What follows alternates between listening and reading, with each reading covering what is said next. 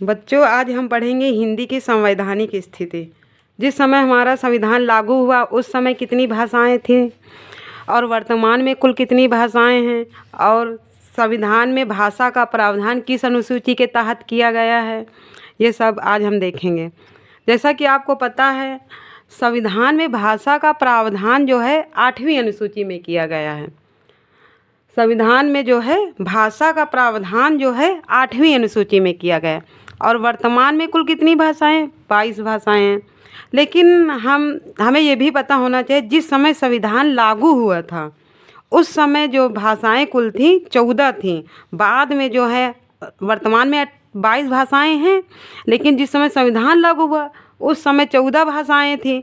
तो अब हम, क्योंकि 14 भाषाएं वो कौन कौन सी हैं, जैसे कि हम सबसे सरल देख रहे हैं हिंदी, याद करने में हिंदी, संस्कृत, फिर आ जाइए आप मराठी, पंजाबी, असमिया, बंगला, कश्मीरी, तमिल, तेलुगु, उर्दू, मलयालम, ये सब हैं। फिर उसके बाद ये 14 भाषाएं आपकी हो गई। फिर उसके बाद आपका आया 21वां संविधान संशोधन 1967। उसके तहत आपकी एक भाषा कौन सी जोड़ी गई? सिंधी। 14 भाषाएं तो आपकी पहले से ही थी, फिर एक कौन सी जोड़ी गई? सिंधी भाषा। तो इस प्रकार हम कह सकते हैं अब टोटल कुल कितनी भाषाएं हो गई? 15 भाषाएं। कितनी भाषाएं हो गई? 15 भाषाएं। तो 15वीं जो भाषा है वो किस संविधान संशोधन के तहत जोड़ी गई? 21वें संविधान संशोधन 1967 के तहत। फिर उसके बाद 15 भाषाएं ये हो गई। फिर 3 भाषाएं और जोड़ी गई। 3 भाषाएं कौन सी जोड़ी गई? वो हम ट्रिक से याद करते हैं। कोनेम, यानी कि कोनेम। कोनेम मतलब कि कोनेमा, कोने में। तो कोने में को से कोंकणी, ने से नेपाली, माँ से मणिपुरी।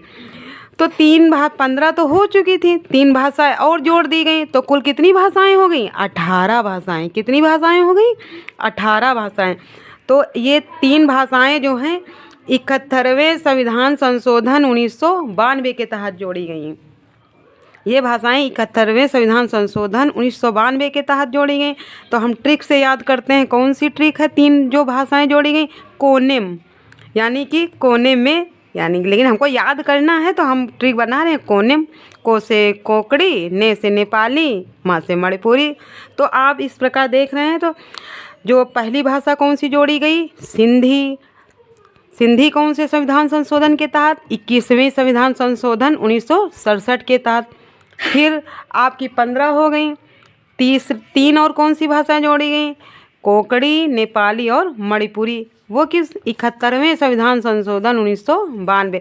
तो 2 संविधान संशोधन के तहत मेरी 4 भाषाएं हो गई। पहला हो गया सिंधी, जो पहले संविधान संशोधन के तहत, यानी कि पहले का मतलब ये नहीं कि हम प्रथम की बात कह रहे हैं, 21वें संविधान संशोधन।